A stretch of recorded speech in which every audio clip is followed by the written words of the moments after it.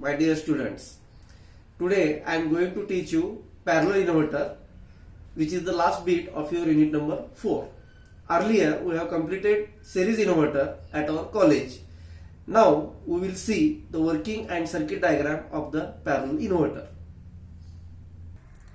See, this is the circuit diagram of the parallel inverter. First of all, why it is called parallel inverter?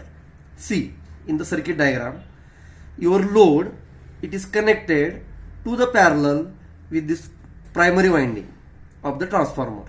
That means if load is connected in parallel with the primary winding as well, this commutating capacitor C. That's why it is called parallel inverter. Earlier we have seen the in series inverter, it is load is in series with the all SCR and commutating components. That's why it was called series inverter. Similarly, in this diagram, your commutating components SCR, that is in parallel with the load. That's why it is called parallel inverter. Okay. Now see what it contains. Parallel inverter consists of power supply Vs, inductance L, two thyristors T1 and T2, one commutating capacitor C, one transformer which has a center tap winding and secondary winding.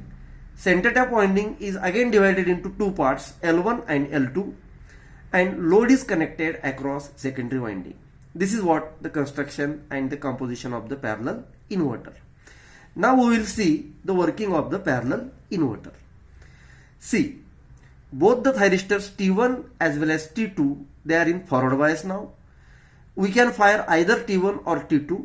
Let us assume we are firing T1.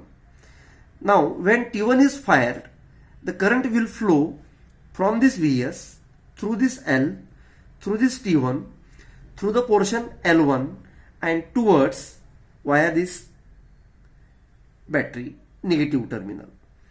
That means due to conduction of T1 and current flowing through the portion of L1, which due to the mutual inductance effect, there is a creation of positive voltage across secondary, that means across load. In this way, conduction of T1 produces or generates a positive half cycle of the output voltage.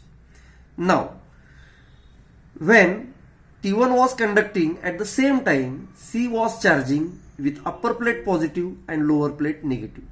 When C charges fully, automatically T1 commutates, that means turns off.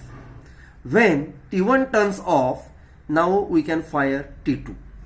When T2 is fired, the current will flow again from the Vs through the L, through the T2, and now in reverse direction through the L2 and again towards this negative terminal.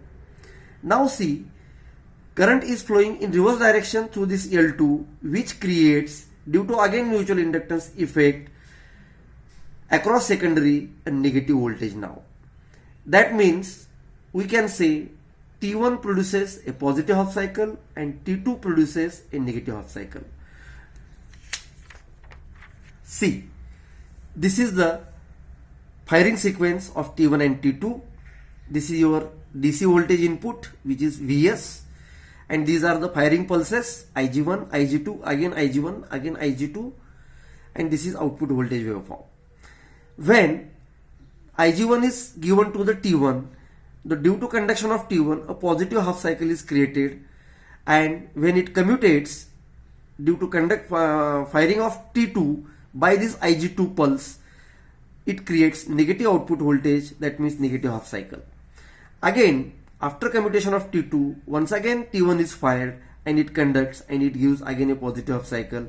Similarly, T2 again it gives a negative half cycle. In this way, DC voltage Vs is converted into square wave AC voltage. That means this is the working of parallel inverter, which converts DC voltage into AC voltage.